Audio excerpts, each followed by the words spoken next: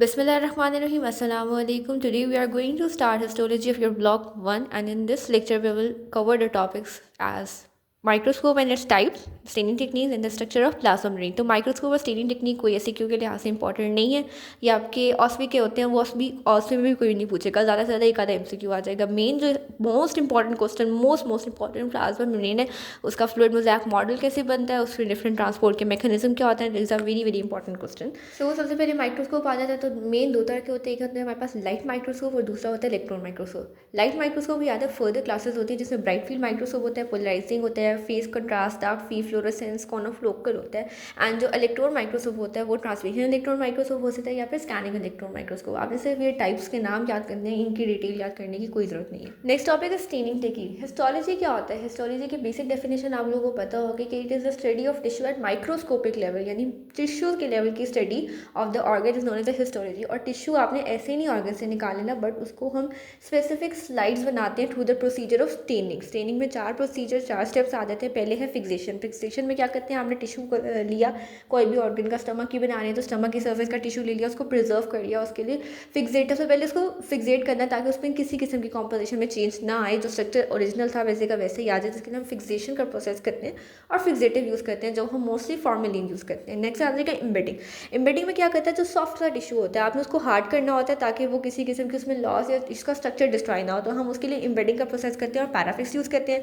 Third method है sectioning. Sectioning में हम क्या करते हैं, वो टिश्यू को छोटे छोटे पीसेस में कट करते हैं और फिर सेक्शंस को ड्राई करके माइक्रोस्कोप के नीचे व्यू करते हैं, जिसको व्यू करने से पहले हम स्टेनिंग का प्रोसीजर करते हैं। दो तरह के स्टेन्स होते हैं हमारे पास, एक होता है बेसिक स्टेन और एक होता है एसिडिक स्टेन। ये आगे आप जो ऑर्गेनिक पढ़ोगे ना, आप साथ साथ पढ़ते रहोगे, ये बेसिक स्टेन देती है, एसिडिक स्टेन देती है। तो यहाँ आपने कोई नहीं रट्टे मारने के कौन सा ऑर्गेनिक कैसे दिया, आगे सारी लॉजिक के साथ में चलेगा कौन सा बेसिक।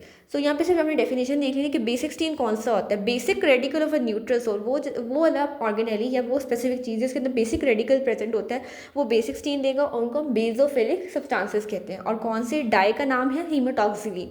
और दूसरा एसिडिक स्टेन होता है, वो जो एसिडिक रेडिकल जिसके अंदर प्रेजेंट होते हैं वो एसिडिक स्टेन लेते हैं और उन सब्सटेंसेस को हम एसिडोफिलिक सब्सटेंसेस कहते हैं। और वो कौन से डाई की एग्जांपल है ईओसिन। और भी डाइज होते हैं, मोस्टली हम हीमाटॉक्सिलिन एंड ईओसिन, ये दोनों डाई सबसे ज़्यादा कॉमनली यूज़ करते हैं। So the main topic of this lecture is plasma membrane. Plasma membrane हर सेल की, हर ऑर्गेनेल की आउटर कवरिंग होती है, जिसके वेरियस नेम्स होते हैं। प्लाज्मा मेम्ब्रेन, प्लाज्मालीमा कहते हैं, सेल मेम्ब्रेन भी कह सकते हैं। तीन लेयर्स होती हैं, दो इलेक्ट्रॉन डेंस लेयर होती हैं और उनके दरमियान में एक इलेक्ट्रॉन ल्यूसेंट लेयर होती है। हर तीनों लेयर 2.5 नैनोमीटर, 2.5 नैनोमीटर, 2.5 नैनोमीटर की होती है।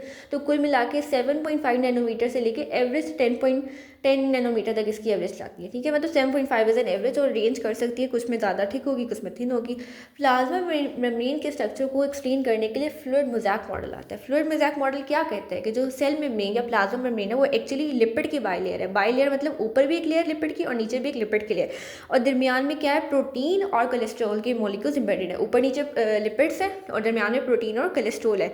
अब लिपिड जो होते हैं वो फ्लूइड इन नेचर होते हैं और वो प्रोटीन है वो मोज़ैक पैटर्न रहते हैं, जिसकी वजह से लिपिड की वजह से फ्लूइड का नेम और प्रोटीन की वजह से मोज़ैक। मोज़ैक का मतलब होता है कि इरेगुलर, बीच में पैचेस कहीं कहीं किसी किसी जगह प्रेजेंट होते हैं, तो इस वजह से इसको फ्लूइड मोज़ैक का नाम देते हैं।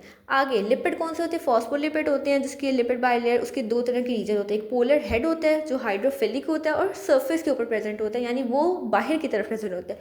और एक टेल होती है जो लॉन्ग चेन फैटी एसिड बनी होती है, हाइड्रोफोबिक होती है, वाटर हीटिंग होती है और ये इनसाइड पे प्रेजेंट होती है, बिकॉज ये वाटर के थ्रू वाटर को पास करने नहीं देती। इसके अलावा कोलेस्ट्रॉल के मॉलिक्यूल्स होते हैं, वो इनके दरमियान एम्बेडेड होते हैं। और कोलेस्ट्रॉल की बहुत इंपॉर्टेंट है कि कोलेस्ट्रॉल जो मेम्ब्रेन की फ्लूइडिटी को डिमिनिश करता है, खत्म। लिपिड ने क्या करना था, फ्लूइडिटी देना था, प्रोटीन ने मोज़ैक पैटर्न, और जो कोलेस्ट्रॉल है उसने फ्लूइडिटी को खत्म करना था, हार्डन करना था। यहाँ पे हमारे पास लाइकोसेन की डायग्राम है जिसमें दिखाया हुआ है हाइड्रोफोलिक मॉलिक्यूल है, पोलर हेड है ऊपर की तरफ, और नीचे जो डार्क ब्लू कलर की उसकी टेल्स बन रही है, साथ में ग्रीन कलर की ग्लाइकोलिपिड भी होते हैं, ग्लाइकोप्रोटीन भी होते हैं, डिफरेंट स्ट्रक्चर से सारे मॉलिक्यूल्स मिलकर बनाते हैं। और दरमियान में जो बड़े बड़े आपको नजर आ रहे हैं वो प्रोटीन के चैनल्स है। कुछ ट्रांसमेम्ब्रेन प्रोटीन होती है, फेरिफेरल प्रोटीन्स होती है, यहाँ पे हम डिस्कस करेंगे। साइड में उन्होंने आपको थिकनेस भी बता दी है कि 2.5 की हर लेयर की थिकनेस होती है। दरमियान दो इलेक्ट्रॉन डेंसिटी यानी जो डार्क होगी और दरमियान में इलेक्ट्रॉन ल्यूसेंट जो लाइट कलर की है।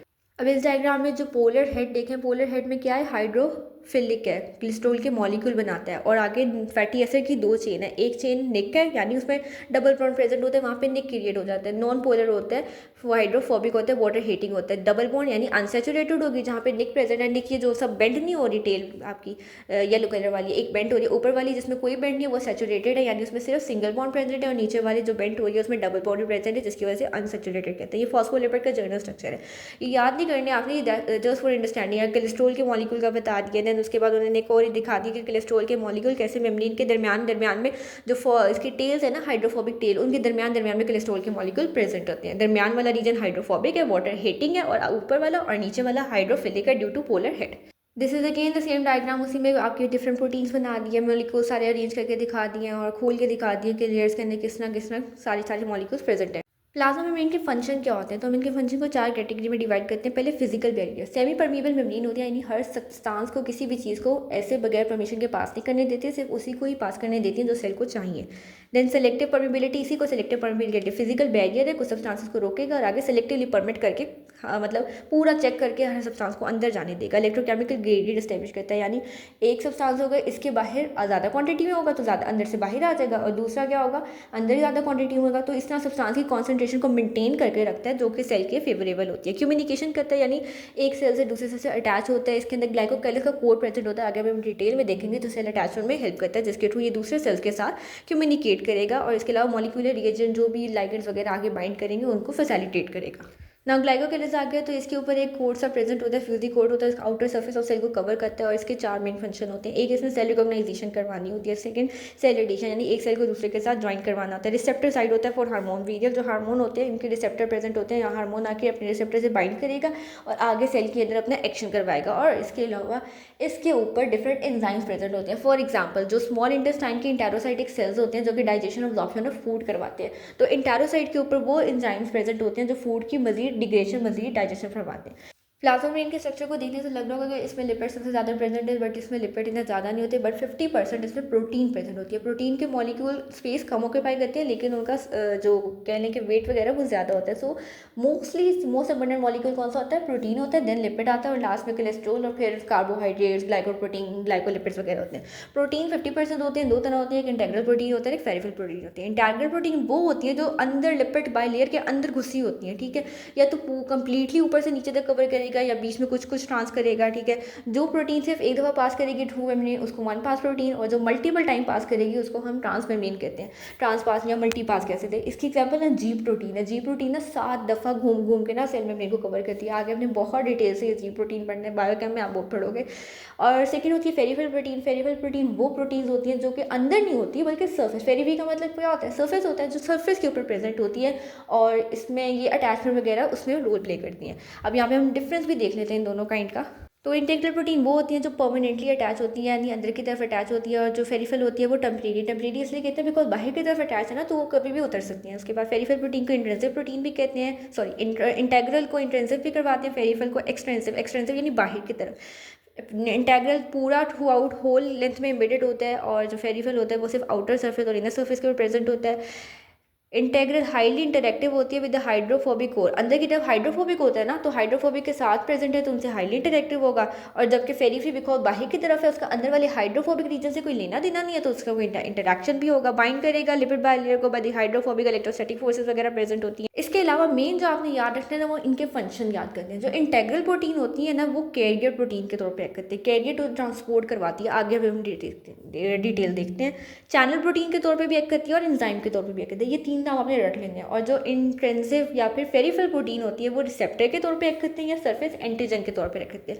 रिसेप्टर क्या होगा, हार्मोन का रिसेप्टर हो गया, हार्मोन आया कोई भी बाइंड कर गया। एंटीजन क्या हो गया, एंटीजन लाइक एंटीबॉडी के साथ रिएक्शन करने के डिफेंसिव मैकेनिज्म है, वो आके बाइंड करेंगे, तो बाइंडिंग को फैसिलिटेट करती है, और उसने क्या करवाना है, ट्रांसपोर्ट करवानी होती है, इंटेग्रली ट्रांसपोर्ट करवानी है, एक्सटेंसिव में बाइंडिंग करवानी है। नेक्स्ट टॉपिक है सेल सरफेस रिसेप्टर्स। तो प्लाज्मा मेम्ब्रेन के ऊपर 3 तरह के रिसेप्टर्स प्रेजेंट होते हैं। एक होते हैं ion channel ligand receptor.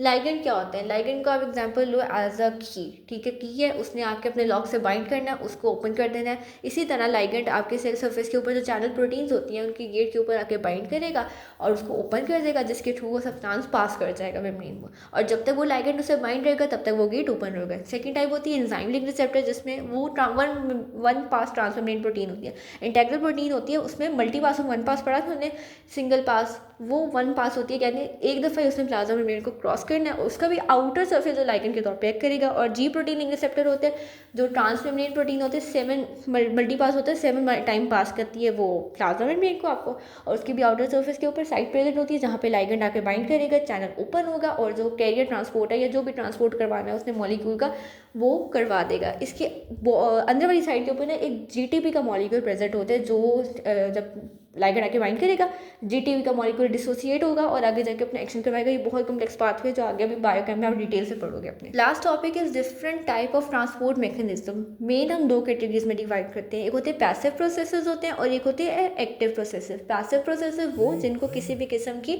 Energy की डायरेक्टली यूजेज नहीं होती। इसके अंदर यानी अलॉन्ग द कॉन्सेंट्रेशन ग्रेडियंट, एक जगह वो हायर कॉन्सेंट्रेशन में प्रेजेंट है, वहाँ से अलॉन्ग द कॉन्सेंट्रेशन ग्रेडियंट अपने लोअर कॉन्सेंट्रेशन की तरफ चले जाएंगे। एग्जाम्पल, आप परफ्यूम करते हो स्प्रे में, तो परफ्यूम जहाँ पे किए वहाँ पे ज़्यादा होगा, थोड़ी देर बाद फैलता चला जाएगा और बाकी पूरे परफ्यूम को स्मेली कर देगा, खुशबू से भर देगा। सो हायर कॉन्सेंट्रेशन जहाँ पे आपने परफॉर्म किया वहाँ से स्प्रेड हो गया पूरे लोअर कॉन्सेंट्रेशन पे या अलाउंग द कॉन्सेंट्रेशन ग्रेडियंट किया। इसमें पहली टाइप होती है सिंपल डिफ्यूजन। सिंपल डिफ्यूजन यानी बगैर किसी मॉलिक्यूल के डायरेक्टली वो सब्सटेंस मेम्ब्रेन के थ्रू पास कर दिया। मोस्टली आपके प्लाज्मा मेम्ब्रेन क्योंकि लिपिड होती है तो लिपिड के सब्सटेंसेस से डायरेक्टली पास कर जाते हैं। नेक्स्ट आएगा फैसिलिटेटेड डिफ्यूजन। फैसिलिटेटेड का मतलब होता है कि उसको किसी किस्म की हेल्प चाहिए। हेल्प किसके थ्रू? कैरियर प्रोटीन या फिर चैनल प्रोटीन होती है।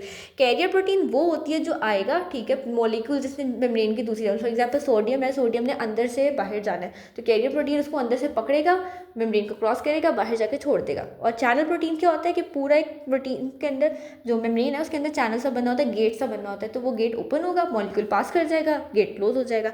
ऑस्मोसिस होते हैं, वाटर की मूवमेंट को मोस्टली ऑस्मोसिस कहते हैं, जो वाटर अपनी हायर कॉन्सेंट्रेशन से लोअर कॉन्सेंट्रेशन तक जाता है, जिसको ऑस्मोसिस कहते हैं।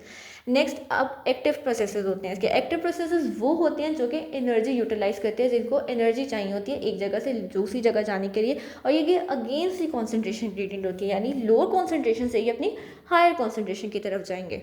इसमें सबसे पहले प्राइमरी एक्टिव ट्रांसपोर्ट आ जाता है, जिसमें आप डायरेक्टली एटीपी यूज़ करते हो जो एनर्जी का सोर्स होता है और मॉलिक्यूल को ट्रांसपोर्ट करवाते हो। सेकेंडरी एक्टिव ट्रांसपोर्ट भी प्राइमरी की तरफ होती है, बट इसमें आप इनडायरेक्टली एटीपी को यूज़ करते हो, एक और मॉलिक्यूल मूव करवाओगे, वो कॉन्सेंट्रेशन ग्रेडियंट क्रिएट कर देगा और एनर्जी क्रिएट करेगा, जिसकी एनर्जी को यूज़ करके आप एक और तीसरे मॉलिक्यूल को मूव करवाओगे। डिटेल आपको याद करने की अभी जरूरत नहीं, आपको बस अपनी मेजर जो एक्सोसाइटोसिस आगे आएंगी इनको करना है।